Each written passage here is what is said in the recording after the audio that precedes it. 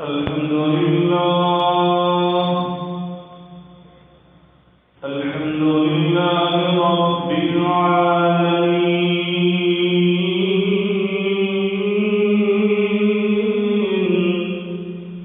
والعاقبة للمتقين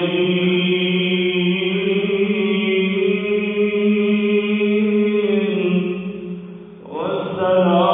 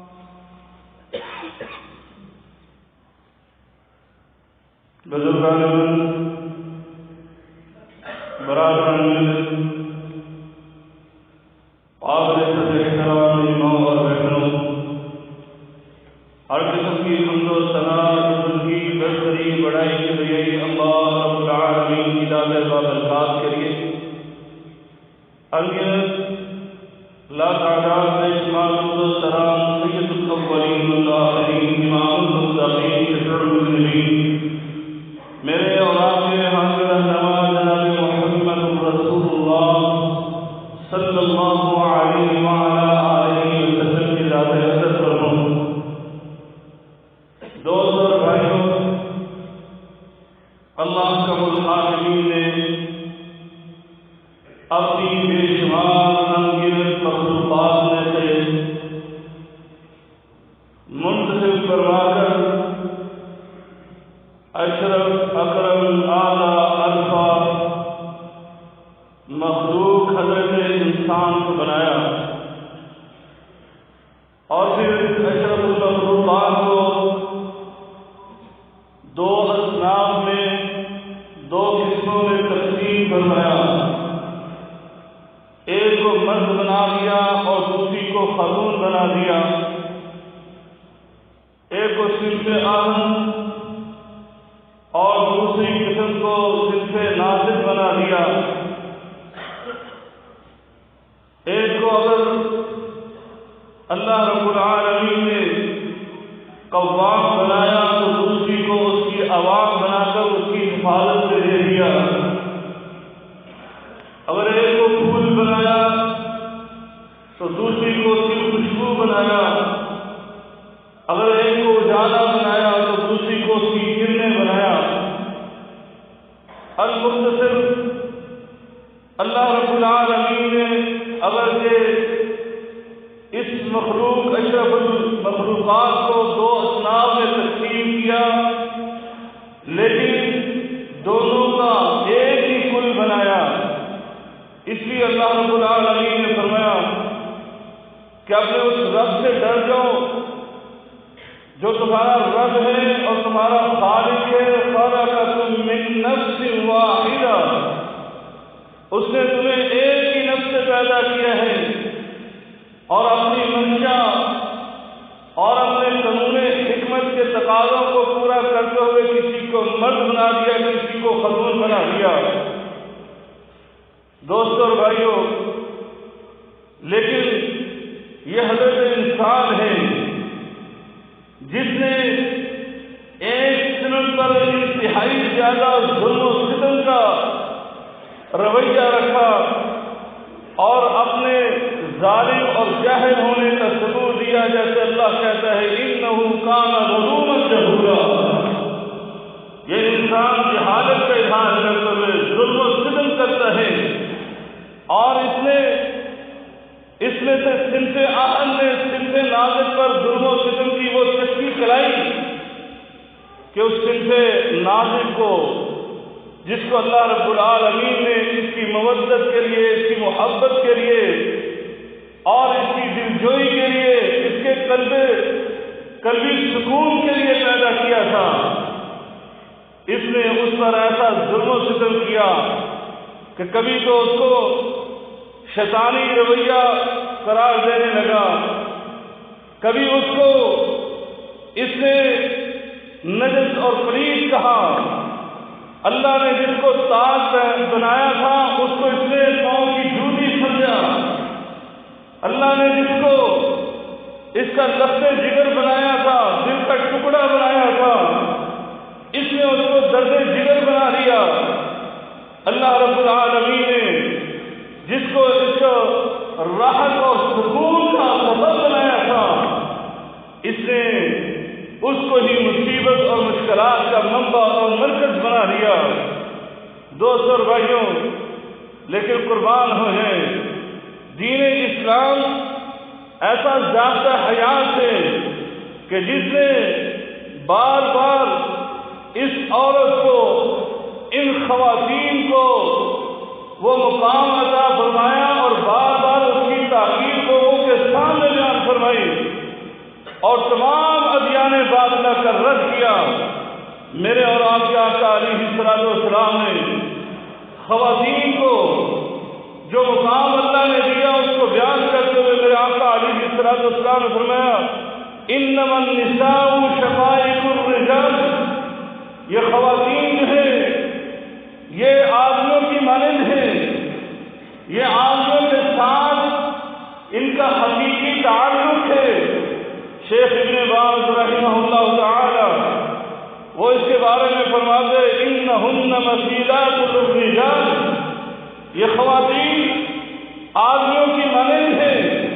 اللہ کے نزدیک آدمی مرد اور خاتون میں کوئی فرق نہیں بحیثیت انسان ہونے کے، بحیثیت مومن ہونے کے، بحیثیت حیثیت مسلمان ہونے کے۔ اس لیے اللہ رب العالمین نے قرآن مجید فرقان حمید میں بار بار اس مفہوم کو بیان کرتے ہوئے لوگوں کے ذہنوں میں یہ بات راسخ کرنے کے لیے اللہ تعالیٰ ارشاد فرماتا ہے،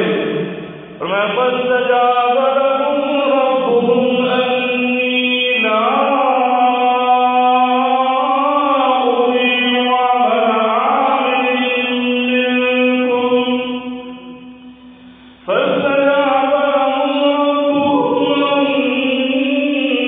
لا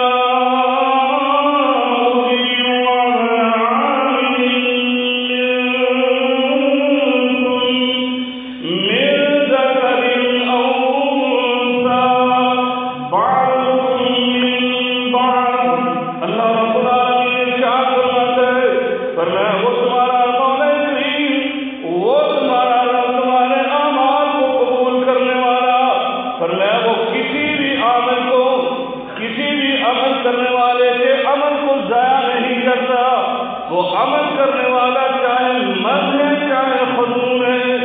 اور دوسرے مقام پر اللہ رب العالمین فرماتے ہیں، فرمایا من عمل صالحا من ذکر او انثى وهو مؤمن فلنحيينه حياة طيبة ولنجزينهم أجرهم بأحسن ما كانوا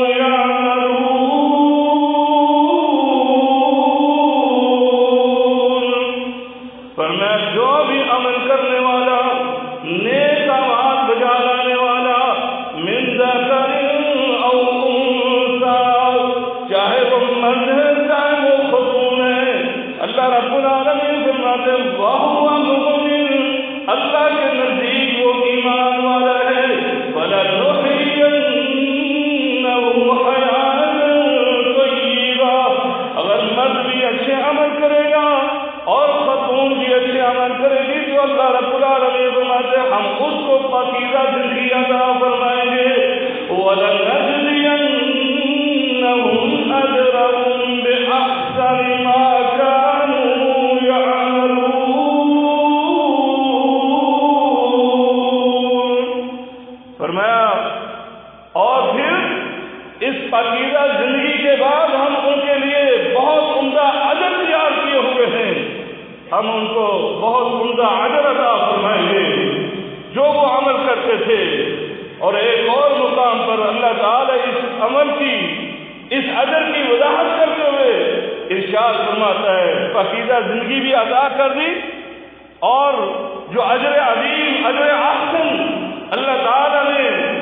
ان مردوں کے لیے اور خواتین کے لیے تیار کیا ہے، اللہ اس کی وضاحت بیان کرتے ہوئے دوسرے مقام پر فرماتا ہے، فرمایا وَمَن يَعْمَلْ مِنَ الصَّالِحَاتِ مِن ذَكَرٍ أَوْ أُنثَىٰ وَهُوَ مُؤْمِنٌ فَأُولَٰئِكَ يَدْخُلُونَ الْجَنَّةَ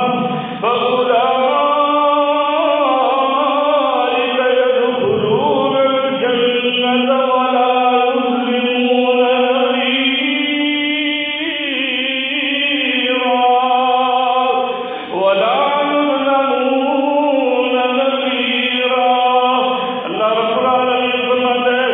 جو بھی مرد اور خاتون اچھے عمل کرتے ہیں اللہ کے نزدیک ایمان کا سرٹیفکیٹ جاری ہو گیا، اور فرمایا جو ہم نے اچھا اور عمدہ اجر کے لیے تیار کیا ہے وہ کیا ہے، فَأُولَٰئِكَ يَدْخُلُونَ الْجَنَّةَ وَلَا يُظْلَمُونَ نَقِيرًا۔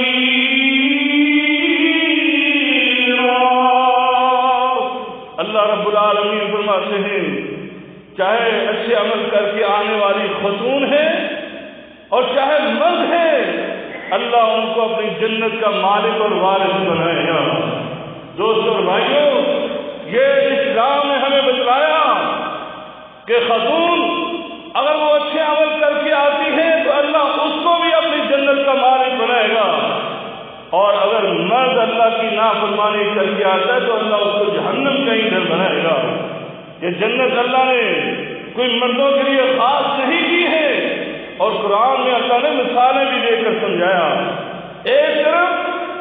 یہاں پر اللہ کی بغاوت کرنے والا بہت بڑا انسان، وقت کا حکمران فرعون ہے، انا ربکم الاعلی کا نعرہ بلند کرنے والا، اللہ نے اس دنیا کے اندر میں ذلیل و رسوا کر کے اس کو مارا اور فرمایا آج کے دن سے جس وقت سے اس کی موت ہوئی، اللہ فرماتا اس دن سے لے کر قیامت تک بھی عذاب کا حقدار، اور قیامت کے بعد وہ جہنم کا ایندھن بنے گا۔ لیکن اسی کی بیوی، اسی کی خاتون سیدہ آسیہ، اس نے اسلام کو قبول کیا، اللہ کی فرمانبرداری اور اطاعت اختیار کی۔ اللہ نے قرآن مجید میں اس کی مثالیں بھی بیان فرما دی۔ فرمایا یہ میری نیک بندی، اس کو میں نے دنیا میں بھی وہ مقام عطا کیا ہے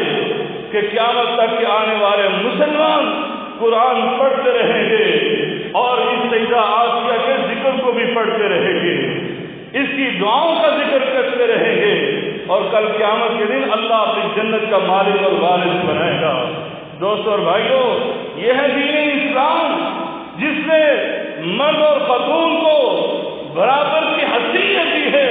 اس لیے تو اللہ تعالیٰ سورۃ الاحزاب میں ارشاد فرماتا ہے ان المسلمین والمسلمات، بے شک مسلمان مرد اور مسلمان خواتین، والمؤمنین والمؤمنات، ایمان والے مرد ایمان والی خواتین،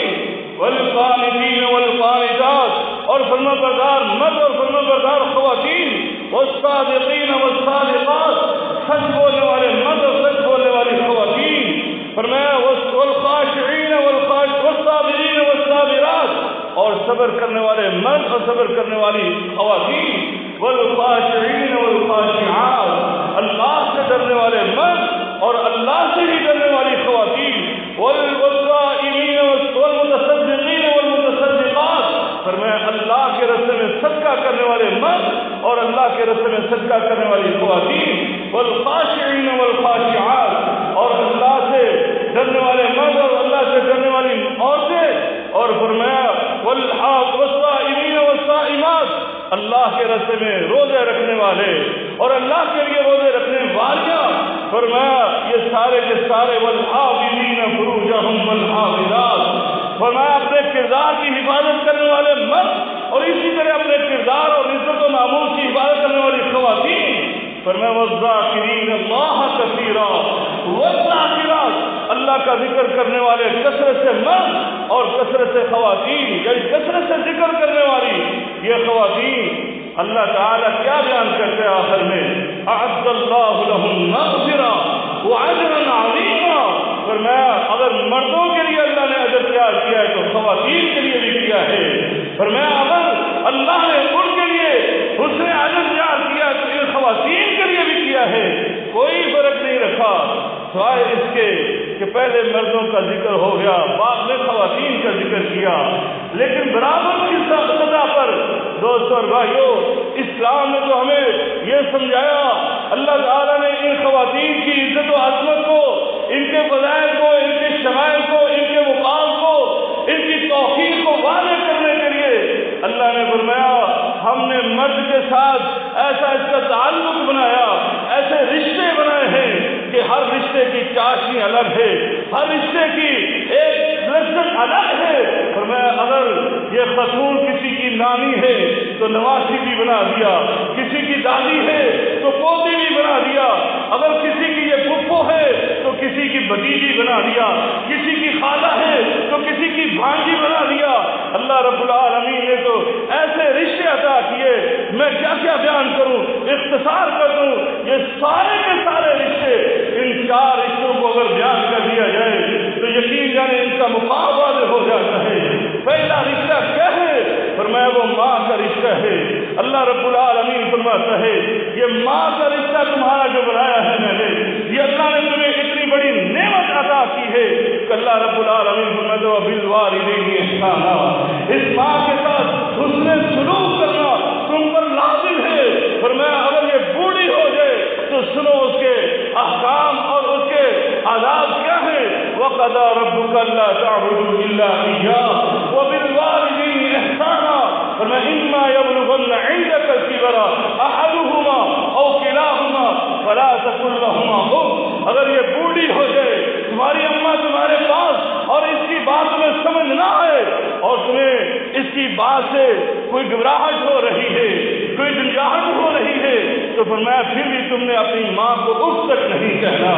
فلا تقل لهما اف ولا تنهرهما اس کو جھڑکنا بھی نہیں ہے وقل لهما قولا کریما جب بھی تم نے بات کرنی ہے بڑی نرمی کے ساتھ لطافت کے ساتھ فرمایا واغفر لهما جناح الذل من الرحمہ ان کے سامنے کھڑا ہونا ہے تو ادب و احترام کے ساتھ اپنی ماں کے سامنے آنکھیں جھکا کر کھڑا ہو اپنے کندھے جھکا کر کھڑا ہو اللہ اللہ میں تو دوسرا مقام پڑھ رہا تھا سورہ لقمان ہے اللہ رب العالمین فرماتے ہیں ہم نے اس انسان کو وصیت کر دی ہے اس انسان کو حکم دے دیا ہے کہ اپنے والدین کے ساتھ احسان کا معاملہ کرو حسن سلوک کرو اور لیکن خصوصی طور پر فرمایا حملت امہ وہنا علی وہن وفصالہ فی عامین اس کی ماں نے 9 ماہ تک اس کو اپنے پیٹ میں اٹھائے رکھا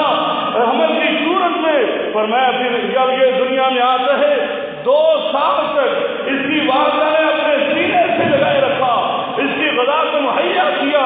اس کو اپنا دودھ پلاتی رہی اس لیے اللہ رب العالمین کیا فرماتا ہے انشکر لی ولوالدیک فرمایا میرا بھی شکر ادا کرو تو اس ماں کا بھی شکر ادا کرو دوستو اور بھائیو اگر نہیں کرو گے تو اللہ نے اس آیت کا اختتام پتہ کن الفاظ پر فرمایا وَإِلَيَّ الْمَصِيرُ اگر تم میرا اور اپنی والدہ کا شکر ادا نہیں کرو گے اپنے والدین کا شکریہ ادا نہیں کرو گے تو آنا تو میرے پاس ہے نا پھر میں تمہارے ساتھ دیکھوں گا کہ میں نے تمہیں حکم دیا تھا اپنی والدہ کا شکریہ ادا کرنے کا تم نے نہیں کیا تو آج میں تیرا انجام دیکھو کتنا برا کرتا ہوں دوستو اور بھائیو یہ ماں کا رشتہ میرے آقا علیہ السلام کے پاس صحابی رسول آتا ہے آقا پوچھا من احق بحسن صحابتی اے اللہ کے رسول میرے اخلاق کا میرے حسن معاملہ کا سب سے زیادہ میرے حسن سلوک کا کون حقدار ہے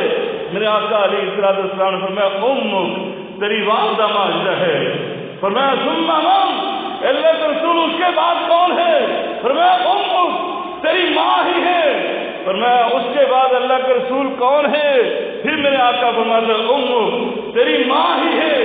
3 بار اس صحابی نے پوچھا تو 3 بار میرے آقا نے کہا تیری ماں ہے تیری ماں ہے تیری ماں ہے جس کے ساتھ تمہیں حسن سلوک کرنا ہے دوستو اور بھائیو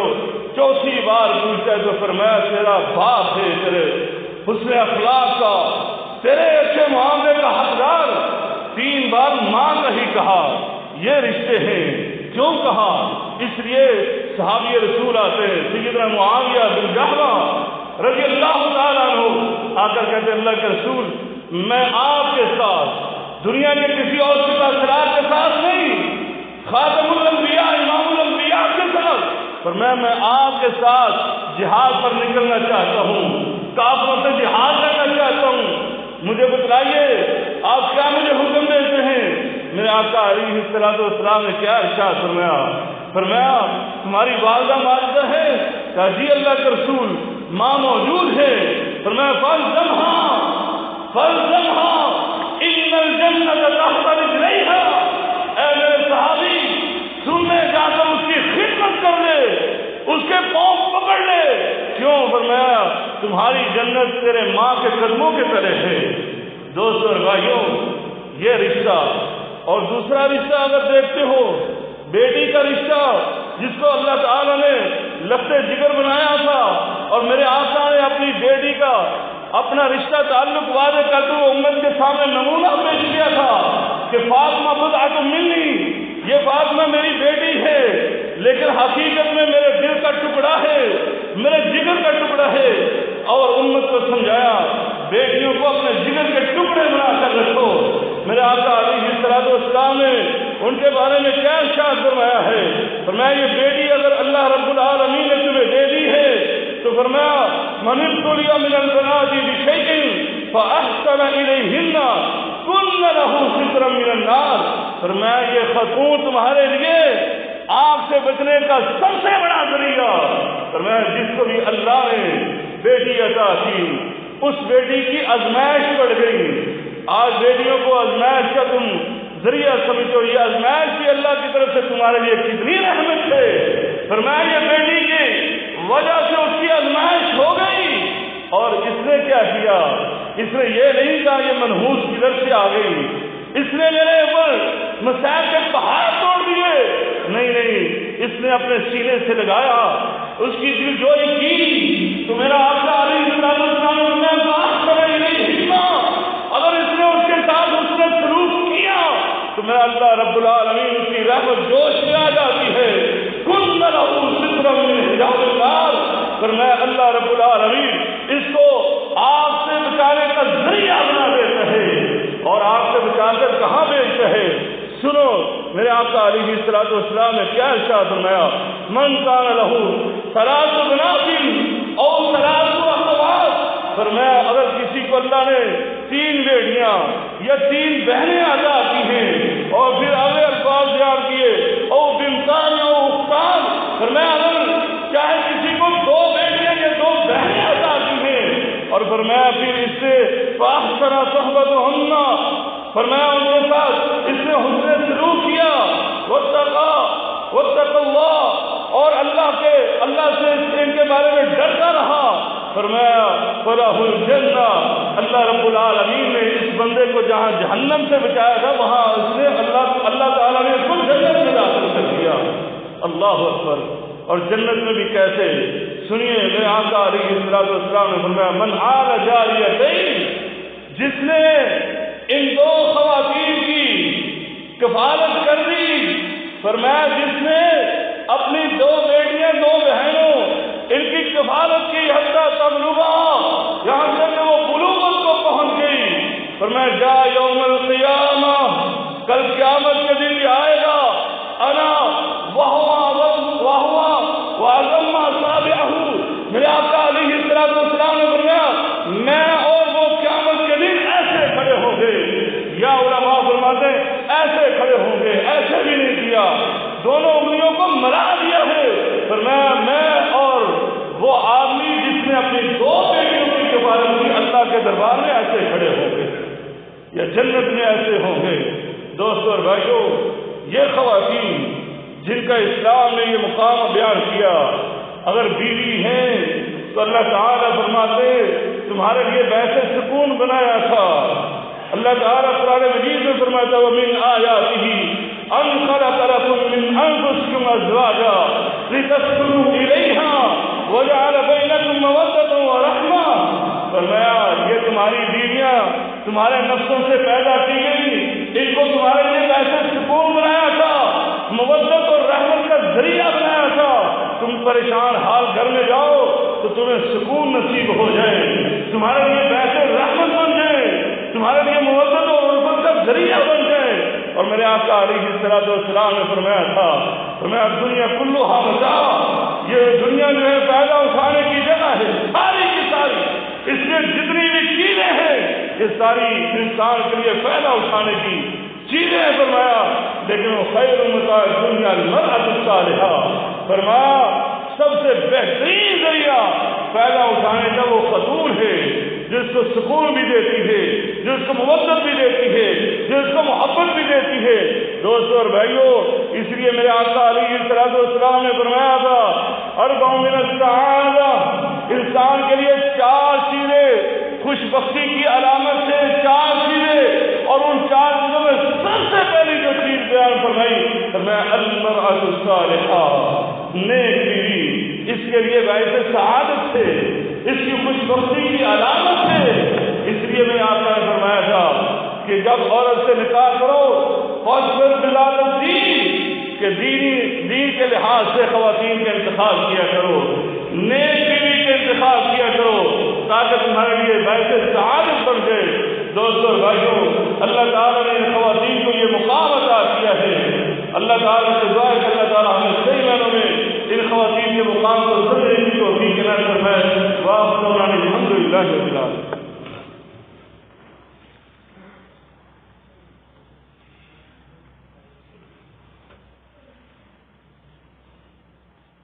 الحمد لله نحمده ونستعينه ونستغفره ونعوذ بالله من شرور أنفسنا ومن سيئات أعمالنا من يهده الله فلا مضل له ومن يضلل فلا هادي له وأشهد أن لا